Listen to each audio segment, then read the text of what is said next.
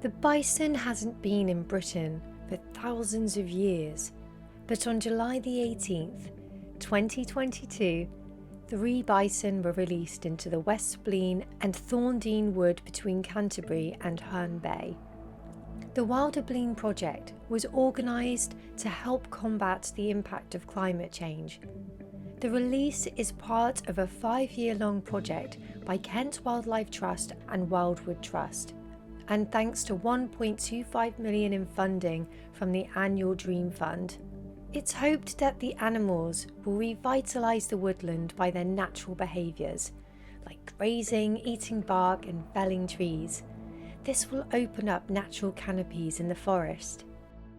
The bison are contained in a section of West Blean Wood, so the herd will be semi-wild.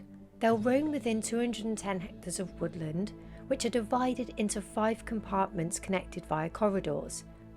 They have huge expanses of land to roam, and the rangers Don and Tom have said they'll do everything they can to make it as wild as possible. Although they're taking a hands-off approach, the herd will be monitored to ensure the welfare of the animals, so they're wearing GPS collars, and the 2 rangers are well experienced in tracking as well.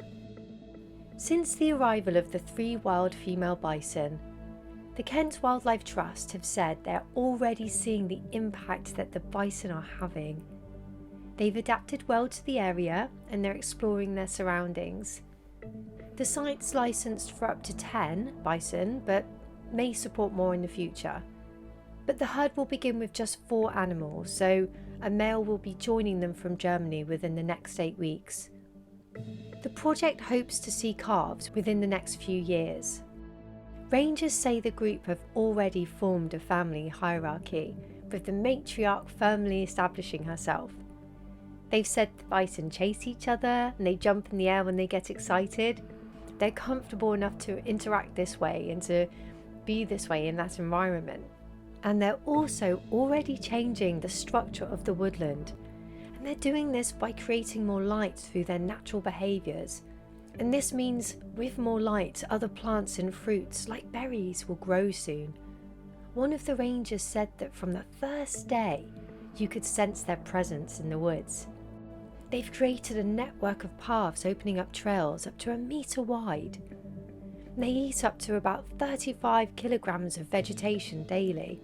So as a result, comes lots of fertilising and seed dispersal. The bison droppings, they attract invertebrates, which obviously attract birds. What an amazing start to the project, and it just demonstrates how important these animals are and the environment's need for them.